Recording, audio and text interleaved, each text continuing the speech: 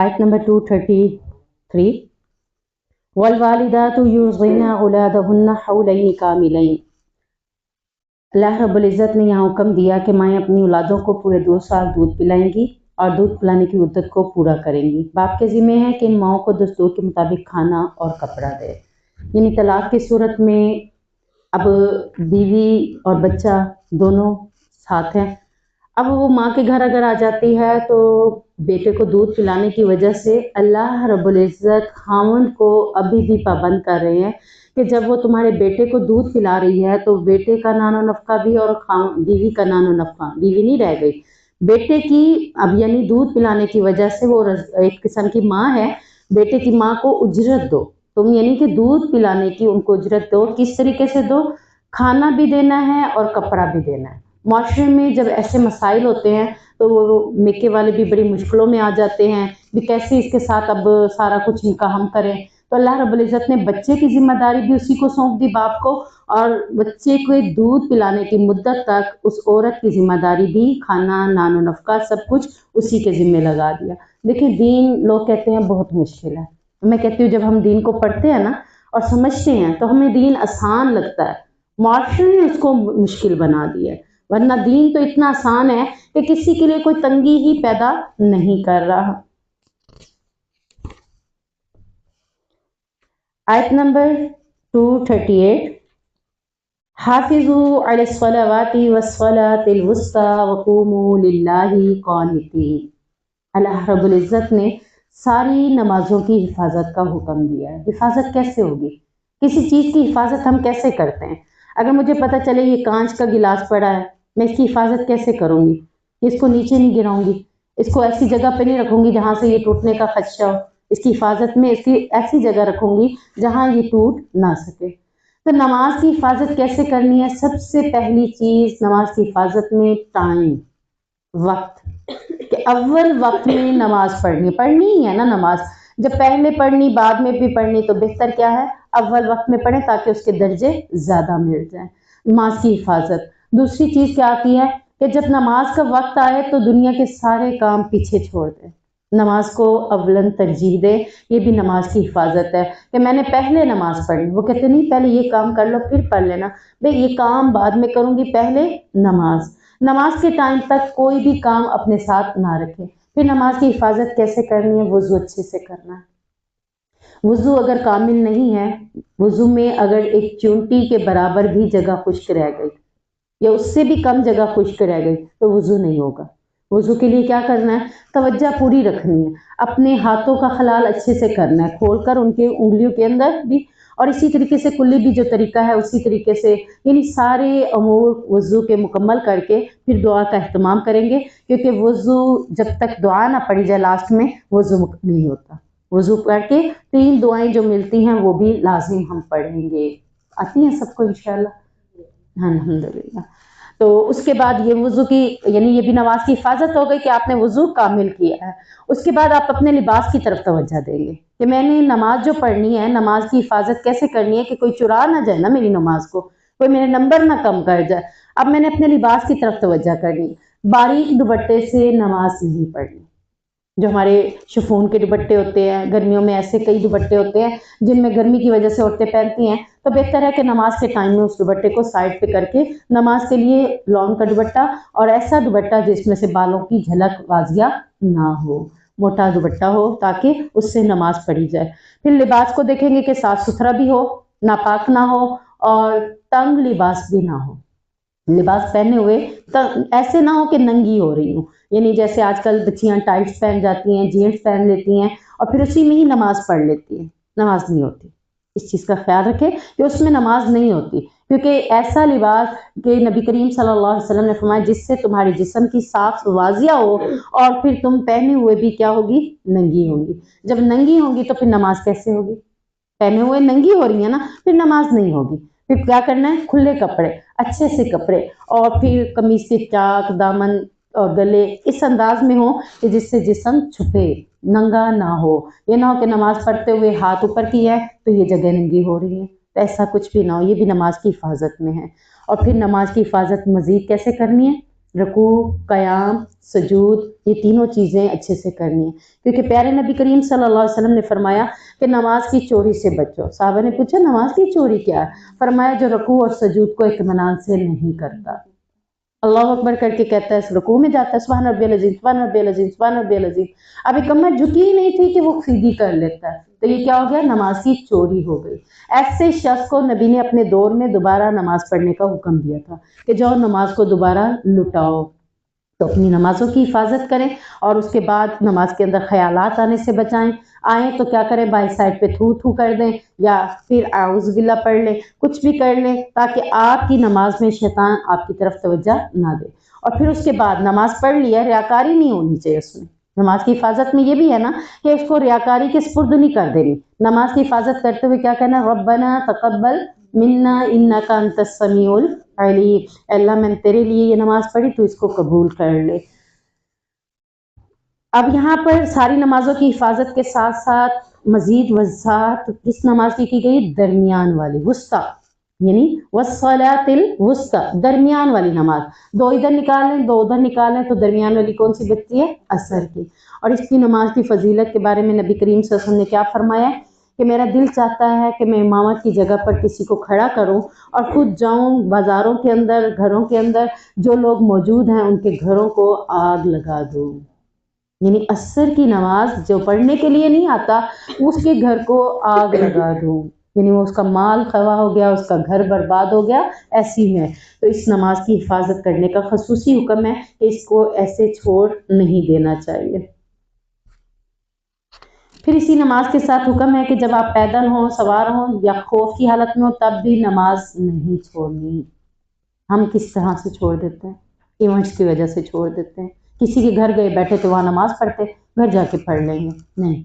اللہ رب العزت نے تو یہاں بتایا ہے کہ کہیں جا رہے ہو، راستے میں پیدل ہو یا سواری پہ ہو، نماز کا وقت آ گیا، نماز پڑھو گے، پیدل ہو تو رک جاؤ، سواری پہ ہو روک سکتے ہو، سواری کو روک لو، پھر نماز کو ادا کرو۔ اگر خوف کی حالت میں ہو، دشمن تمہارے سر پہ کھڑا ہے، تب بھی نماز ضرور پڑھنی ہے۔ تو یہاں نماز کی اہمیت کا پتہ چل گیا کہ نماز تو کسی صورت میں بھی معاف نہیں ہے اور نہ ہی قضا کرنے کا حکم ہے۔ ہم یہ جو کر لیتے ہیں قضائیں، تو یہ قضا کرنے کا بھی حکم نہیں، جہاں کہیں بھی ہو نماز کا اہتمام کریں۔ آیت نمبر 243، أَلَمْ تَرَ إِلَى الَّذِينَ خَرَجُوا مِنْ دِيَارِهِمْ وَهُمْ أُلُوفٌ حَذَرَ الْمَوْتِ، یہ ایک قوم کا قصہ ہے کہ ایک قوم جو تھی اس کو جب جہاد کے لیے حکم دیا گیا تو وہ موت کے ڈر سے جہاد کے لیے تو نہ نکلی، بلکہ کیا کیا؟ اپنے گھروں کو بھی چھوڑ کر نکل گئے کہ کہیں ایسا نہ ہو کہ ہمیں موت یہاں آ جائے، یعنی انہیں یہ نہیں امید تھی، تقدیر میں موت جب لکھی ہے تو جہاں بھی لکھی ہے وہیں پہ آئے گی، یہ ہمارا ایمان ہونا چاہیے کہ موت کا وقت بھی مقرر ہے اور موت آنی ہی آنی ہے، اس سے بھاگ کر ہم کہیں بھی نہیں جا سکتے۔ تو وہ موت کے ڈر سے گھروں سے نکل کر بھاگ گئے تھے، تو اللہ تبارک و تعالیٰ نے جب وہ گھروں سے نکل گئے تو انہیں پھر بھی موت دے دی، اور پھر اس کے بعد اللہ کہہ رہا ہے ثم احیاہم، پھر میں نے انہیں زندہ بھی کیا، یعنی موت دینے کے بعد دوبارہ زندہ بھی کیا۔ کیوں کیا؟ جیسے کل ہم نے پڑھا کہ اس نے قاتل نے خود اٹھ کے بتایا کہ مجھے اس نے مارا ہے۔ اب یہ دیکھیں کہ اللہ تعالیٰ معجزے دکھا رہا ہے، یہ معجزے تھے کہ ایک مردے کو دوبارہ زندہ کر دینا۔ اب یہاں پوری قوم کو اللہ تعالیٰ نے مردہ کر دیا اور اس کے بعد دوبارہ زندہ کر دیا۔ اسی طرح نبی کریم حضرت موسیٰ کے ساتھ جو قوم گئی تھی جس نے کہا تھا کہ ہم اللہ کو ظاہری طور پر دیکھنا چاہتے ہیں، ان کو بھی اللہ تعالیٰ نے ایک وقت کے لیے موت دے دی تھی اور پھر دوبارہ انہیں زندہ کیا تھا۔ کئی ایسی مثالیں موجود ہیں کہ اللہ نے مرنے کے بعد دوبارہ انہیں زندہ کر کے ان کے معاملات دکھائے۔ اب یہاں بھی انہیں زندہ کر کے دکھایا کہ تم جس چیز سے ڈر رہے تھے وہ تو کہیں بھی آ سکتی ہے، چاہے وہ تم گھر میں ہو، جہاد میں ہو، راستوں میں ہو، فی سبیل اللہ راستوں میں ہو، کہیں بھی ہو، موت سے تم بھاگ نہیں سکتے۔ آپ صلی اللہ علیہ وسلم کے دور میں بھی ایک ایسا واقعہ صحابی کا ملتا ہے جس میں ہے کہ صحابی بیٹھے ہوئے تھے، پوچھا اللہ کے نبی ابھی آپ کے پاس کون ہے؟ کہا جبرائیل تھے، نہیں اسرائیل تھے، کہا کہ اسرائیل تو موت کا فرشتہ ہے، یہ تو روحوں کو قبض کرتا ہے۔ خوف اتنا آیا، کہا کہ میں اس جگہ سے بھی مجھے دور بھیج دے کسی طریقے سے، تو وہ اس جگہ سے دور بھیج دیا گیا۔ جہاں پہنچا تو موت وہیں اس کی لکھی تھی، وہیں پہ اسرائیل آئے، اس کو موت آ گئی۔ اور اسرائیل کہتے ہیں کہ میں خود حیران تھا کہ اللہ نے مجھے موت کا حکم دیا کہ اس کی روح کو قبض کرنا، اور لیکن فلاں جگہ پہ، اور یہ فلاں جگہ تک کیسے پہنچے گا؟ میں حیران تھا کہ یہ تو نبی کی محفل میں بیٹھا ہے، یعنی اللہ نے اس کے دل میں موت کا خوف اتنا ڈالا کہ اس نے نبی کو کہا کہ آپ مجھے کسی بھی طریقے سے اس جگہ پر پہنچا دیں۔ اور اللہ کے نبی نے اس کو وہاں تک پہنچا دیا اور موت اس کی وہیں پہ لکھی تھی۔ تو موت گھر میں ہو یا جہاد کے راستے میں، لکھی ہے تو آئے گی، نہیں لکھی تو نہیں آئے گی۔ غزہ میں کتنے لوگ ہیں جو شہید ہو رہے ہیں اور کتنے ہیں جو بیٹھے ہوئے ہیں، ان کو تو موت نہیں آ رہی نا، جو بیٹھے ہیں، وقت جو نہیں ہے، وقت آئے گا تو موت آئے گی نا۔ ایسے بغیر وقت کے موت کسی کو بھی نہیں آتی، چاہے وہ جہاد کا راستہ ہی کیوں نہ ہو۔ من ذا الذی، آیت نمبر 245، من ذا الذی یقرض اللہ قرضا حسنا فیضاعفہ لہ اضعافا کثیرا۔ اس آیت کے بارے میں آتا ہے کہ جب یہ آیت نازل ہوئی تو قریش مکہ جو تھے وہ کہنے لگے کہ نعوذ باللہ، مسلمانوں کا رب جو ہے نا وہ فقیر ہو گیا ہے، وہ قرضے مانگ رہا ہے، وہ کہہ رہا ہے مجھے قرض دو، اس کے پاس مال نہیں ہے۔ حالانکہ اللہ نے یہ آیت کس لیے نازل کی تھی؟ اللہ نے کہا تھا یہاں پہ قرضاً حسنا، قرضاً حسنا سے مراد اللہ کے راستے میں مال خرچ کرنا، یعنی جہاد میں۔ جو اللہ کا راستہ ہے نا وہ مین جہاد ہے۔ دیکھیں پیچھے ہم نے خرچ کرنے کی یتیم، مسکین، غریب، فقراء پڑھا ہے، اسے اللہ تعالیٰ نے اللہ کی راہ میں نہیں کہا، ٹھیک ہے نا۔ وہ خرچ کرنے کے لیے حکم دیا تو اسے فی سبیل اللہ کا لفظ نہیں بولا، فی سبیل اللہ کا لفظ بولا ہے یا اللہ کی راہ میں لفظ بولا ہے وہ جہاد کے لیے ہی بولا ہے، کہ جو کوئی یہ جو قرض حسنہ ہے نا، یہ قرض حسنہ اس صورت میں بنے گا جب ہم جہاد کے راستے میں مال کو خرچ کریں گے۔ تو یہ اللہ کہہ رہا ہے کون ہے جو مجھے قرض حسنہ دے، یعنی اللہ کے راستے میں جہاد کے لیے خرچ کرے۔ کون ہے تم میں سے جو ایسا کام کرنا چاہتا ہے؟ تو جو کوئی ایسا کرے گا اس کو اللہ کیا کرے گا؟ فَيُضَاعِفَهُ، اس کو دگنا کر کے اللہ واپس اسے لٹا دے گا۔ اللہ اس کے مال میں کبھی بھی کمی نہیں رکھے گا۔ تو جہاد کے راستے میں خرچ کرنے پر اللہ نے خوشخبری سنا دی کہ یہ قرض حسنہ بھی بن جائے گا، اور قرض حسنہ کو میں لٹاؤں گا کیسے؟ دگنا کر کے لٹا دوں گا۔ آیت نمبر 247، یہ طالوت اور جالوت کا واقعہ ملتا ہے کہ انہوں نے کیا کہا تھا؟ وَقَالَ لَهُمْ نَبِيُّهُمْ إِنَّ اللَّهَ قَدْ بَعَثَ لَكُمْ طَالُوتَ مَلِكًا۔ ان کے نبی نے ان سے کہا کہ بے شک اللہ نے تمہارے لیے طالوت کو بادشاہ مقرر کر دیا۔ یہ انہوں نے بادشاہ خود مانگا تھا، نبی کے ہوتے ہوئے بھی انہوں نے کہا تھا ایک بادشاہ دو جس کے ساتھ ہم جنگ کے میدان میں جائیں۔ کس کے ساتھ جنگ لڑی تھی؟ جالوت کے ساتھ اور ان کے لشکر کے ساتھ۔ اب انہوں نے کہا کہ ہمیں کوئی بادشاہ دے، انہیں یہ تھا کہ کوئی بڑا امیر کبیر جس کو سردار یا بادشاہ بنایا جائے گا۔ ان کی نظر میں تھا کہ بادشاہ بننے کے لائق کون ہوتا ہے؟ جس کے پاس مال و دولت ہو، دنیا کا ساز و سامان ہو، وہ بادشاہ بنے گا۔ لیکن اللہ نے کس کو بنا دیا؟ طالوت کو۔ تو انہوں نے کہا کہ ہم طالوت کو کیسے بادشاہ مانیں، اس کے پاس تو کچھ بھی نہیں ہے۔ تو اللہ نے کیا کہا اس کے پاس کیا ہے؟ وَزَادَهُ بَسْطَةً فِي الْعِلْمِ وَالْجِسْمِ۔ اللہ بادشاہ کی اہلیت کس کو دیتا ہے؟ صدر یا وزیر بننے کی اہلیت کس کی ہے؟ یعنی بادشاہ سے مراد صدر وزیر بھی ہو سکتے ہیں۔ تو صدر اور وزیر بننے کی اہلیت کس کی ہے؟ جس کے پاس علم زیادہ ہو۔ کون سا علم؟ دین کا، دین کا علم جس کے پاس زیادہ ہے۔ دیکھیں امامت کے لیے بھی اللہ نے یہی بات کی ہے کہ اگر تم کسی کو امامت کی جگہ پر کھڑا کرتے ہو تو یہ نہیں دیکھو کہ یہ چھوٹا ہے تو بڑے کو کھڑا ہونا چاہیے، بلکہ یہ دیکھنا ہے کہ جس کے پاس دین کا علم زیادہ ہے۔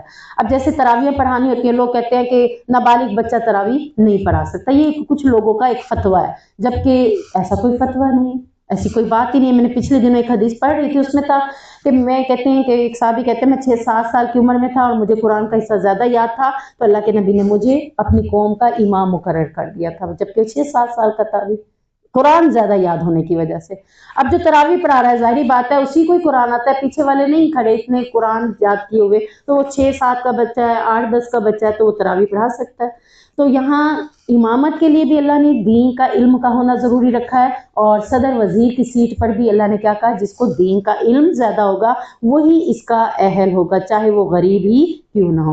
اور دوسری چیز کیا رکھی؟ والجسم، جسمانی قوت بھی ہو اس کے پاس، لڑنے کا جوش بھی ہو، طاقت ہو کہ دشمن اس سے ڈرتا ہو، دشمن اس کی روب سے ڈرتا ہو، اس کی، کیونکہ مومن ہوگا تو آٹومیٹکلی اس کا روب ہوگا، کیونکہ ایک حدیث میں آتا ہے کہ جو مومن ہوتا ہے نا اس کا روب، اس کا دبدبا، دشمن 1 ماہ کی مسافت پر بھی بیٹھا ہے نا تو اس کے دل میں ہے، یعنی مومن کا روب ہی کچھ اور ہے، جذبہ ہی کچھ اور ہے اس کا۔ تو اہلیت کس کی ہے؟ جس کے پاس علم بھی ہے اور جس کے پاس جسم میں طاقت بھی زیادہ ہے۔ آج ہماری تیسری دعا ہے اور انشاءاللہ اس کو ہم نے پڑھنا ہے، یہ بھی یاد کرنی ہے۔ کیوں یاد کرنی ہے؟ انہوں نے تو اس وقت کے لیے مانگا تھا جہاد کے راستے میں کہ کافی قوم پر ہماری مدد کرا، تو آج غزہ کے مسلمانوں کے ساتھ ہم بھی یہ دعا پڑھ سکتے ہیں نا، تو پھر ہم پر بھی سر چرد ہو رہا ہے، کس طرح سے پاکستان کو نشت و نابود کرنا چاہتا ہے وہ بھی. تو ہم نے بھی یہ دعا پڑھنی ہے، ربنا افرغ علینا صبرا وثبت اقدامنا وانصرنا علی القوم الکافرین، کہ اللہ ہمیشہ ہمیں کافر قوم پر مدد عطا کر دے. یہ آخر میں ہے 250 آیت ہے.